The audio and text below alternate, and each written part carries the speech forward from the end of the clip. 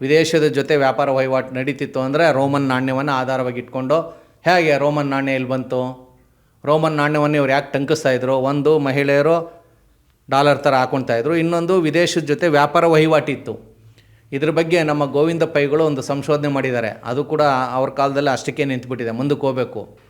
ಅಂದರೆ ರೋಮ್ ಭಾಷೆನಲ್ಲಿ, ಇಟಲಿಯಲ್ಲಿ ಕನ್ನಡದ ಪದಗಳು, ಅಲ್ಲಿನ ಒಂದು ಸಟೈರ್ ಅಂತ ಕರೀತಾರೆ, ಅಲ್ಲೊಂದು ನಾಟಕದಲ್ಲಿ ಕನ್ನಡದ ಪದಗಳಿತ್ತು ಅಂತ ಅವರು ಸಂಶೋಧನೆ ಮಾಡಿದ್ದಾರೆ. ಅದನ್ನು ಮುಂದುವರ್ಸಿದ್ರೆ ಅಲ್ಲಿಗೆ ಕನ್ನಡದ ಪದ ಹೇಗೋಯ್ತು? ಕನ್ನಡದ ಪದ ಹೋಗಿದ್ದು ಹೊನ್ನಾವರದ ಮೂಲಕ. ಹೊನ್ನಾವರ ಅಂದರೆ ಏನು? ಅದು ಬಂದರು ಪ್ರದೇಶ.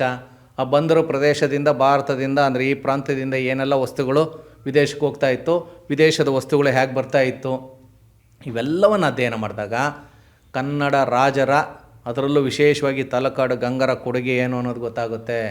ರೋಮನ್ ಸಾಮ್ರಾಜ್ಯದ ಜೊತೆ ವ್ಯಾಪಾರ ವಹಿವಾಟಿತ್ತು ಅಂದರೆ ಅರ್ಥ ವಿಜಯನಗರದವ್ರು ಇರೋಕ್ಕೆ ಸಾಧ್ಯ ಇಲ್ಲ, ಯಾಕೆಂದರೆ ಅಷ್ಟೊತ್ತಿಗೆ ರೋಮನ್ ಸಾಮ್ರಾಜ್ಯ ಇರಲಿಲ್ಲ. ಹೊಯ್ಸಳರು ಮಾಡೋಕ್ಕೆ ಸಾಧ್ಯ ಇಲ್ಲ, ಯಾಕೆಂದರೆ ಅಷ್ಟೊತ್ತಿಗೆ ರೋಮನ್ ಸಾಮ್ರಾಜ್ಯ ಇರಲಿಲ್ಲ. ಮೈಸೂರು ಅರಸರಂತೂ ಮಾಡೋಕ್ಕೆ ಸಾಧ್ಯವೇ ಇಲ್ಲ, ಯಾಕೆಂದರೆ ರೋಮನ್ ಸಾಮ್ರಾಜ್ಯ ಇರಲಿಲ್ಲ. ರೋಮನ್ ಸಾಮ್ರಾಜ್ಯ ಇದ್ದಿದ್ದು ಯಾವಾಗ?